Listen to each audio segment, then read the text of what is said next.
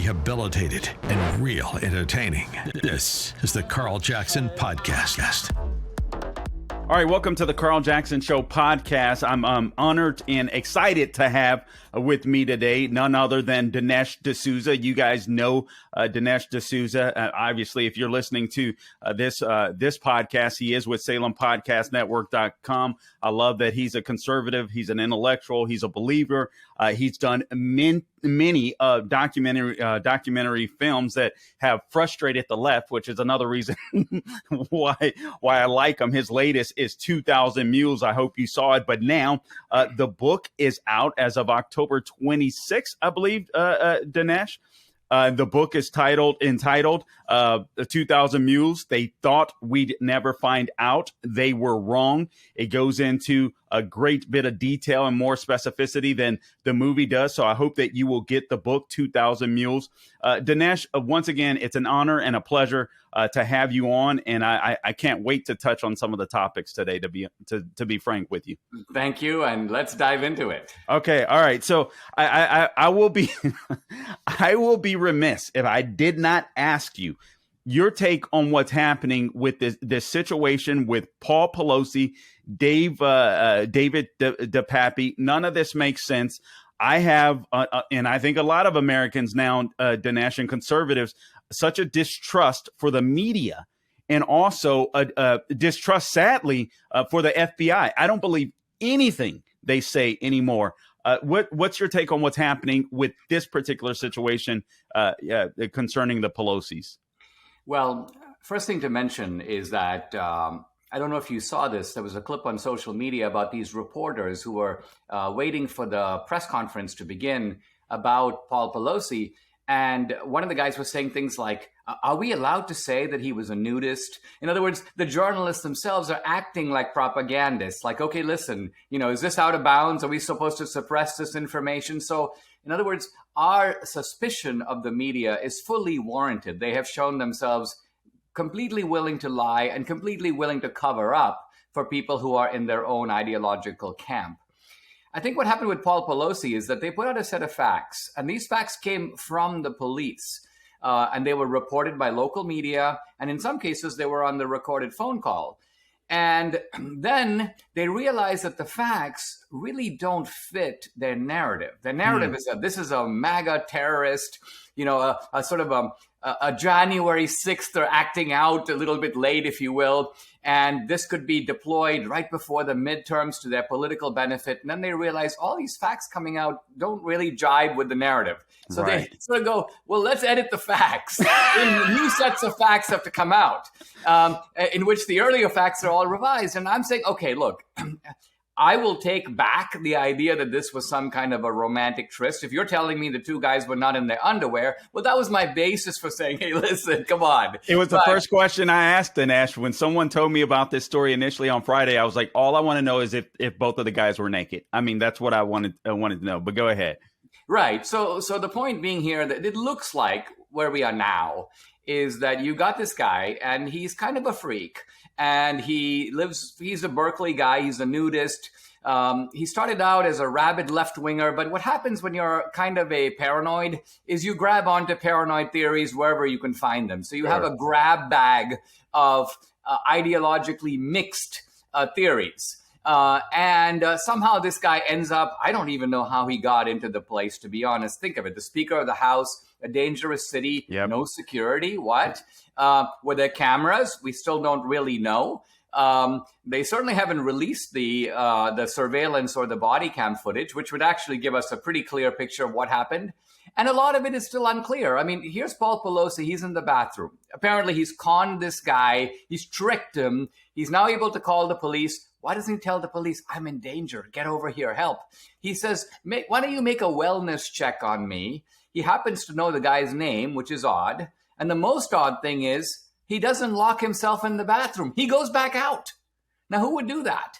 I mean, that makes no sense. So the whole thing is cloudy. And I think we're just best to reserve judgment and not to believe the narrative until the facts are really clear and we can verify them for ourselves. You know, the scariest thing about this story is what you mentioned at the very beginning, the self-censorship of our journalists here in America is absolutely terrifying to me. It makes me appreciate people like yourself more that help get out the truth. Again, I'm speaking to Dinesh D'Souza. Please make sure you go out and buy this book as a reference book. Seriously, 2,000 Mules.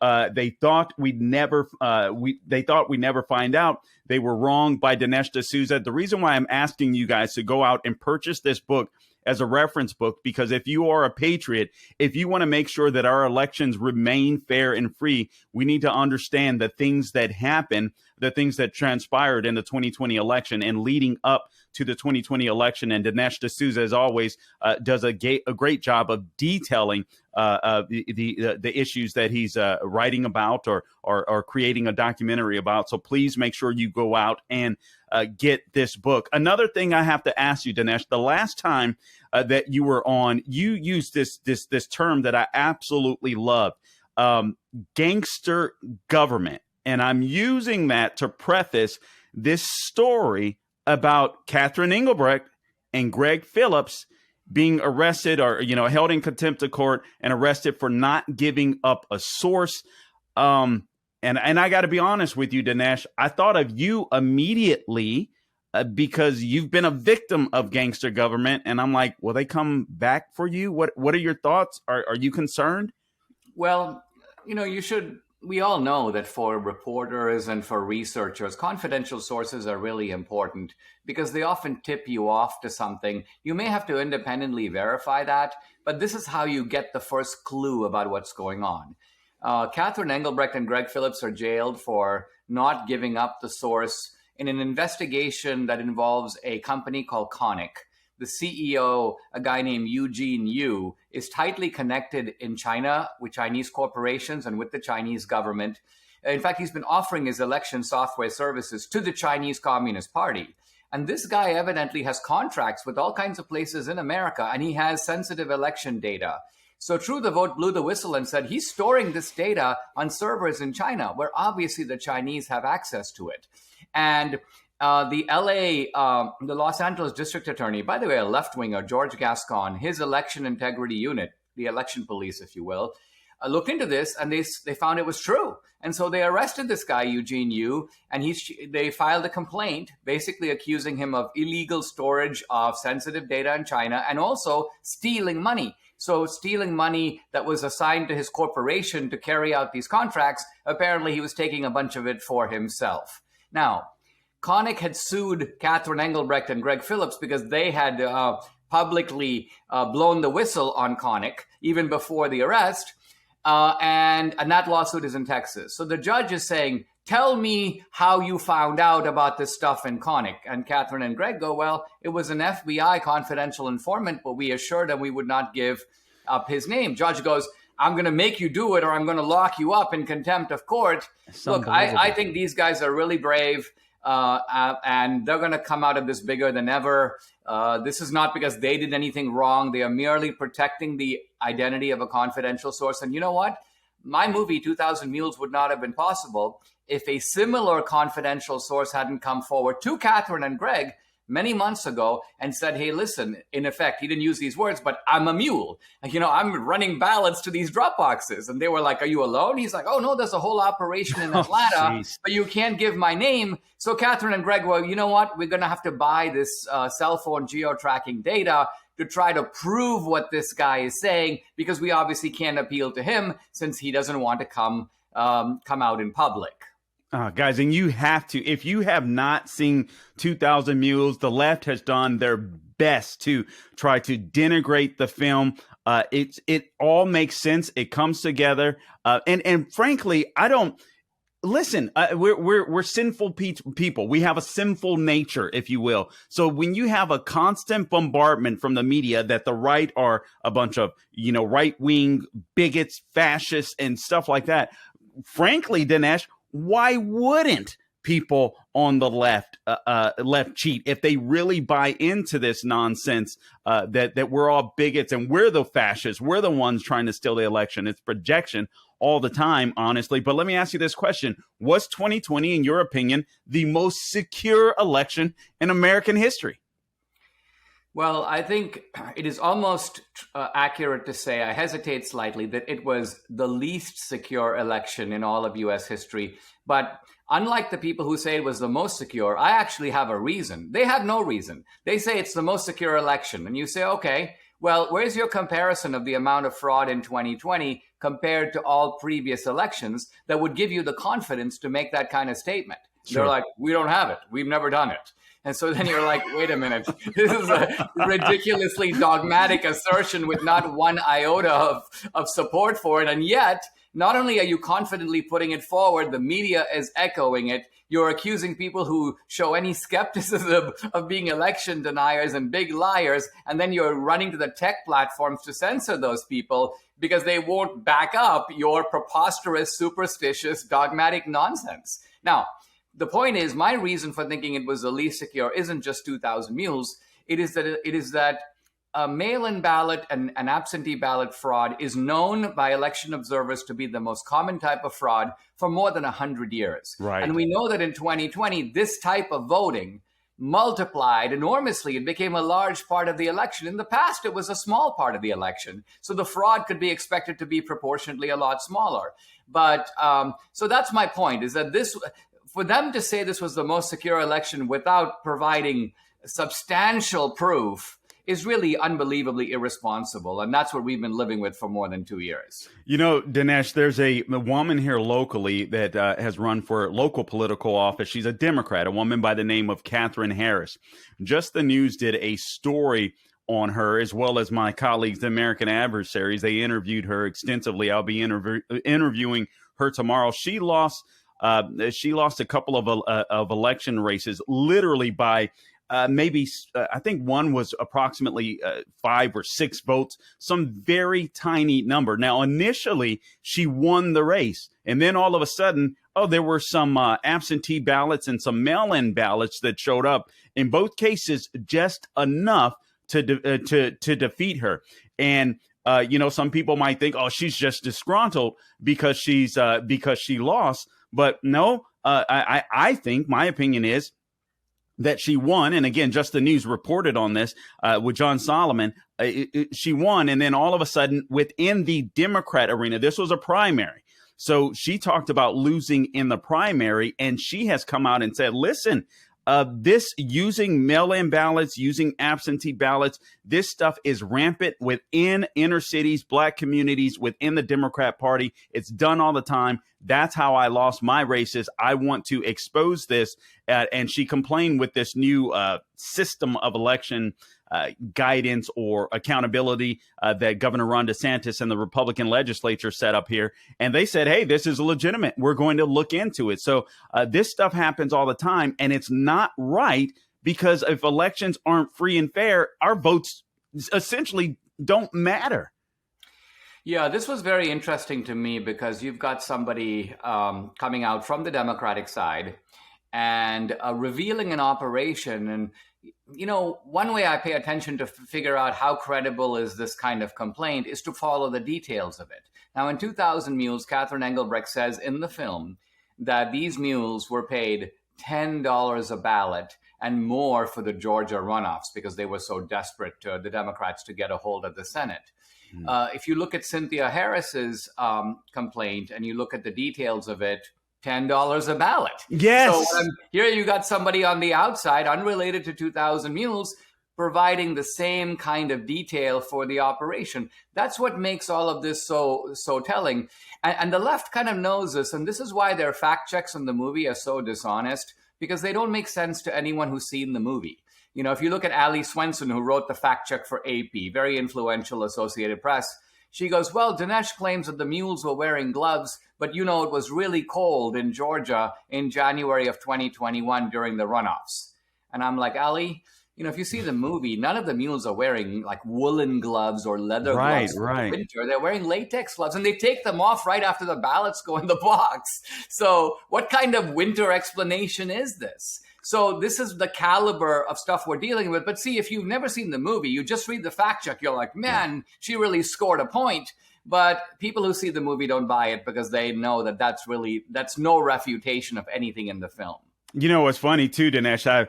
I've heard so many lefties try to discredit this geo tracking, if you will, that Catherine Engelbrecht and Greg Phillips use. I can tell you honestly, I've watched local stories that talk about some type of criminal investigation and how they use geo tracking to find a particular criminal. And I'm like, these are liberals on TV, the same liberals, the type of liberals that would say, yeah, Dinesh D'Souza is completely lying about this. This geo tracking stuff doesn't work. And as a matter of fact, the FBI uses it as well. They used it against Mike Lindell of My Pillow.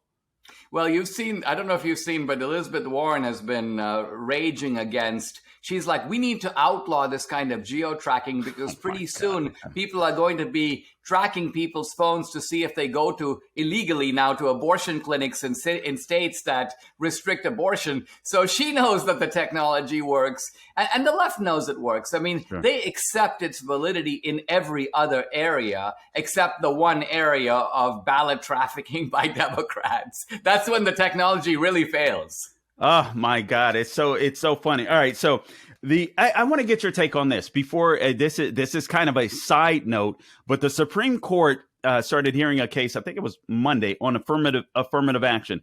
Dinesh, you are a legal immigrant. Obviously, you are a minority. I'm a minority. I believe that, listen, if we apply ourselves and work hard, we don't need affirmative action. I hate the people, a lot of Asians that are being discriminated against.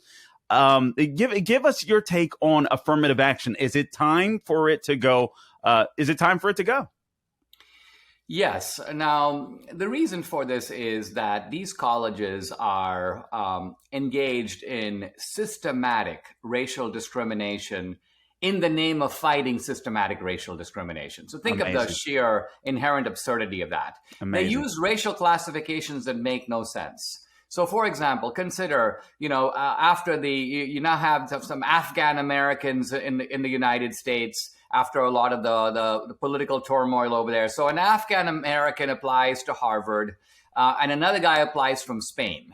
The Afghan American is counted as an Asian because they mistake him for being like Chinese or Japanese or Asian Indian. And they go, this guy's privileged. He's a member of an overrepresented group, even though we may not have a single Afghan in the entire Harvard freshman class. Meanwhile, the guy from Spain has an Hispanic last name. He's completely European. He's white, but he gets to be Hispanic because he's from the Spanish-speaking part of Europe. And so this kind of nonsense is pervasive in academia. It's all in the name of supposedly promoting diversity. Well, wait a minute. What do you mean by diversity here? Are you talking about diversity of culture, cuisine, ideas? So I think the Supreme Court is coming to the view that, listen, we're all in this country a minority of one.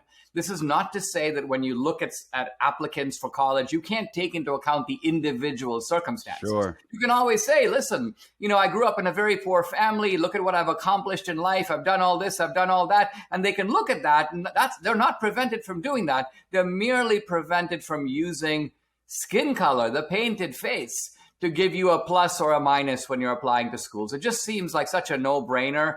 I think finally the court is going to come around to affirming common sense, not to mention the 14th Amendment of the Civil Rights Act of 1964. Oh, man, I hope you're right. It's so insulting to me. I sit here and I'll be honest with you. I think sometimes, as I progress, even in this industry, I don't want people to think that I'm less intelligent than some other person just simply because of the color of my skin. If I apply myself, I do research, I do whatever. I feel like I can be just as effective as the next guy. It's just completely insulting. I don't even know why people on the left would want to buy into this perpetual argument that because we have darker skin color, we're automatically dumber than the person that has a fairer skin color. And not to mention, Dinesh, I got to be honest, when I get on the plane, when I get on an airplane or when I cross a bridge, I don't want to know that you're an engineer or you're a pilot because of you got the job because of the color of your skin. I want to be safe and secure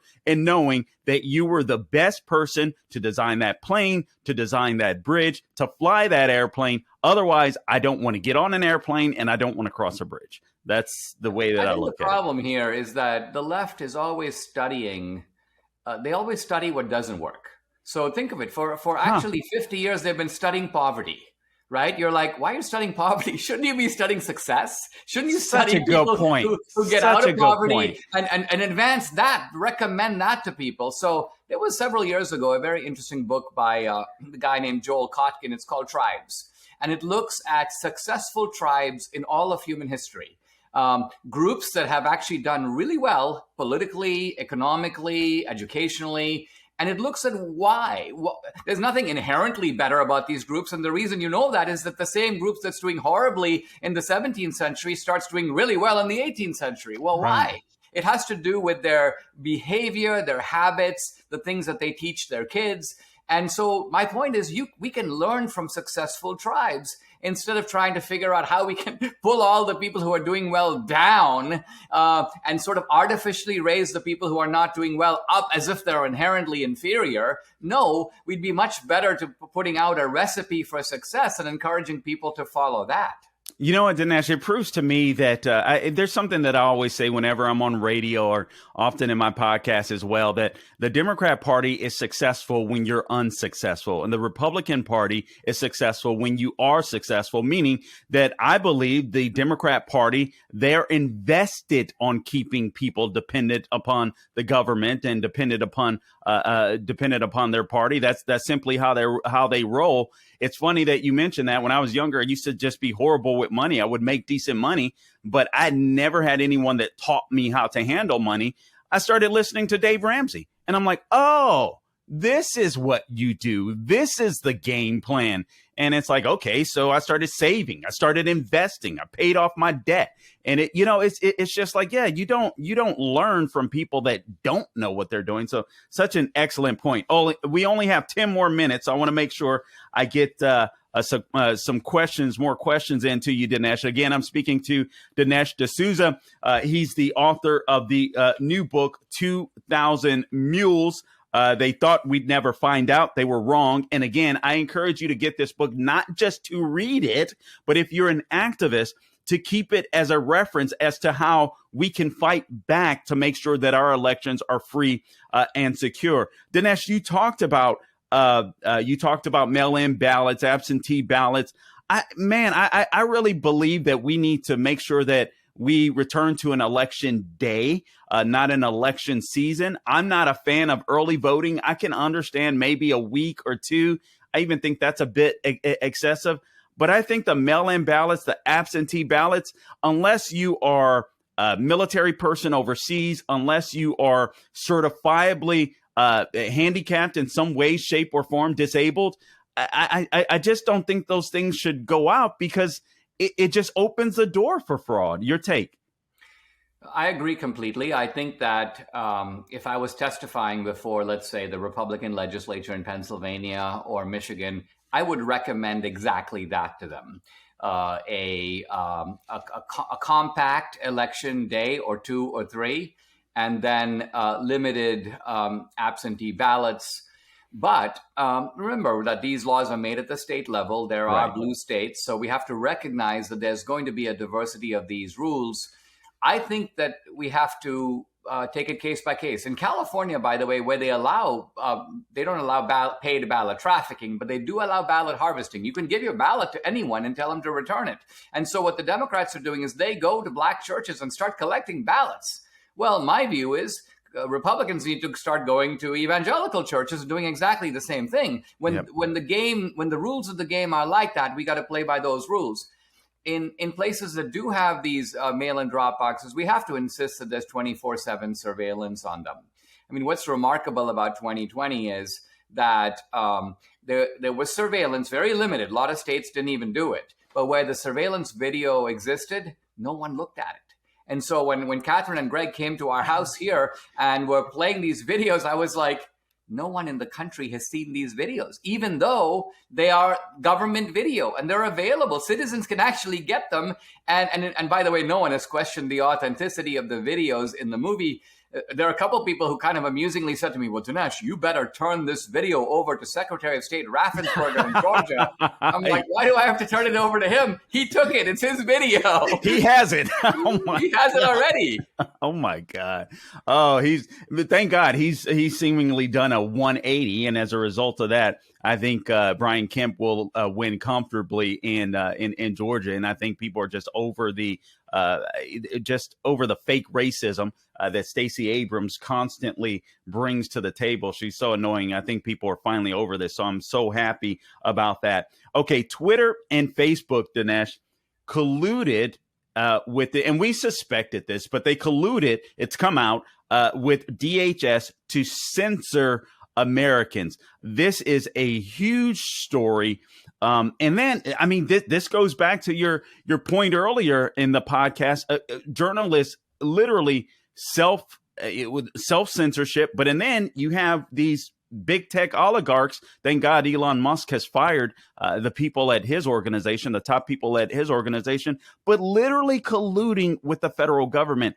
This, I can't lie to you, Dinesh. Every time, it seems like every week I hear some type of story, and I'm like, I get a little terrified. I'll be frank with you. I'm like, this is not America, or this shouldn't be. Give us your take on this. Twitter and Facebook colluding with the Department of Homeland Security to censor Americans. Well, this is a serious and blatant violation of the First Amendment. Let's remember that for a long time, the left would say, these are private companies. They can do whatever they want. The First Amendment, after all, says Congress shall make no law, meaning the government can't restrict free speech. Sure. And then it started coming out that the government was, in fact, cooperating. They would say, you know, Alex Berenson has been putting out some COVID misinformation on Twitter. You need to close that guy's account.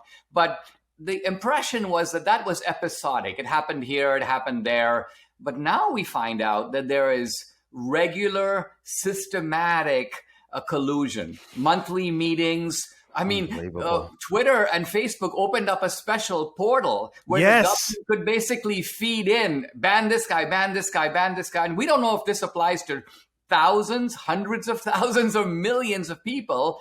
And so I think this is actually now calling for Supreme Court action. And by that, I mean the way that happens is somebody sues, it makes its way up. So all of this takes a little bit of time. Sure. But I do not think that this court for 1 minute will tolerate this. This is, even the ACLU yesterday, you might have seen, came on and went, this is too much. I didn't see that. I'm glad to hear that. Even the ACLU said the government actually cannot be making decisions about what speech can and cannot be tolerated. So I think that this is a case where there needs to be accountability. They need to come down hard. Come down hard, by the way, not just on Facebook and Twitter and YouTube, but on Google, but come down hard on the Biden administration, because they should know better.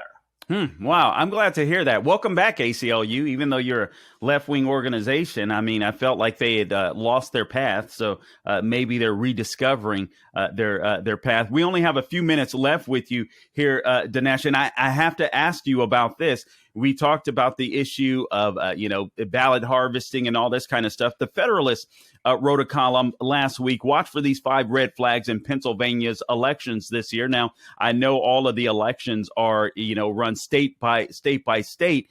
But it seems to me so that Pennsylvania doesn't affect my vote on a national level. In Florida, some of these things have to be corrected. Some of the things that this lady, the acting Secretary of State, I believe her name is Lee Chapman. She spells it differently, Leigh.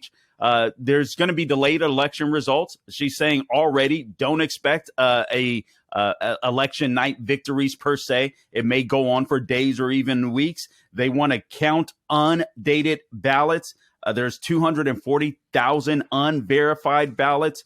Duplicate voting. She wants to basically get rid of a safeguard where if people send in an absentee ballot and then they come in to vote in person, they can do both. I mean, this is insane. And even poll watcher instructions. The lady is absolutely nuts. It's proof positive to me that Dr. Oz is likely doing a fantastic job with his ground game, and the left is terrified, and these people don't want to lose power. Yeah, and Philadelphia in particular, but Pennsylvania, notorious for corruption. It's got the same history as Chicago. There have been a number of election and voter fraud cases in the state. The Democratic establishment there is corrupt.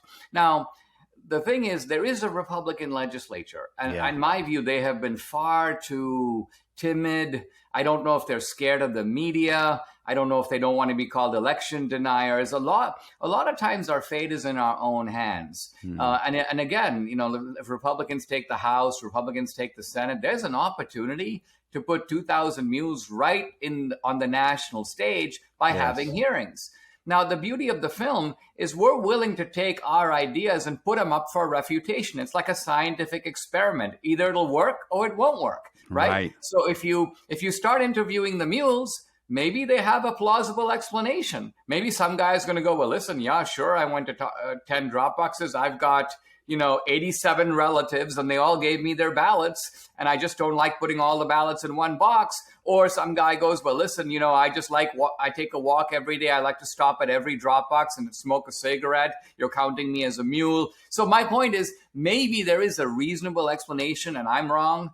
But I'm willing to be proven wrong. The left is not willing to be proven wrong. That's why they don't want anything to happen with 2,000 Mules. No, don't talk to the Mules. Don't go to these left-wing nonprofits. Don't look at their books to see all the money that came in. Don't look to see what they've been organizing. None of it. We don't need any of it because this is just a conspiracy theory. So this is how they operate. They make sure that the information doesn't really get out. Same, by the way, with Paul Pelosi. I think the reason the feds jumped into that one is so they can get a plea bargain out of the guy so that there's no trial and the information then will never get out. Such a great point.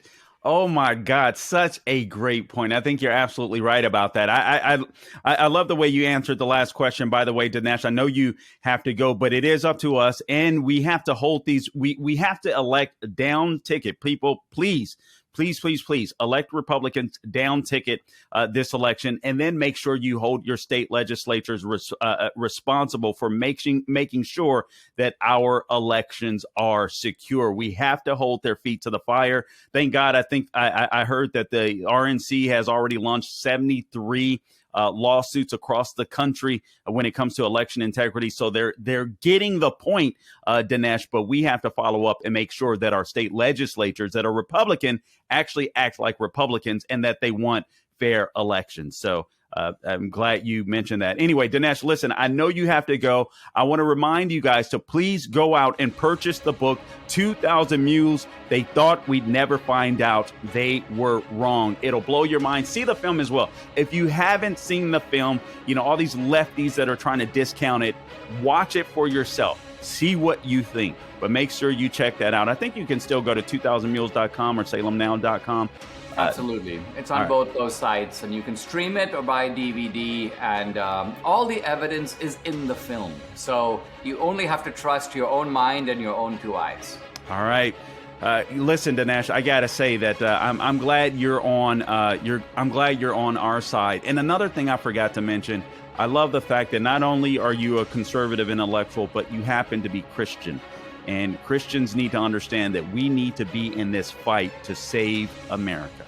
So God bless you for doing that, Dinesh. I really do appreciate you. I really appreciate it. I've really enjoyed it. Thanks for having me on. I got to get you on my podcast one of these days. I would love it. Absolutely love it. All right, guys, you've been listening to The Carl Jackson Show. Please subscribe to the podcast at SalemPodcastNetwork.com, TheCarlJacksonShow.com, wherever you get your podcasts. And also follow me on social media, The Carl Jackson Show. Do the same for Dinesh. Check out his podcast. The guy talks about great stuff, always informed, always in intellect, always great arguments. Dinesh D'Souza, thank you again for joining us, and God bless you. A pleasure.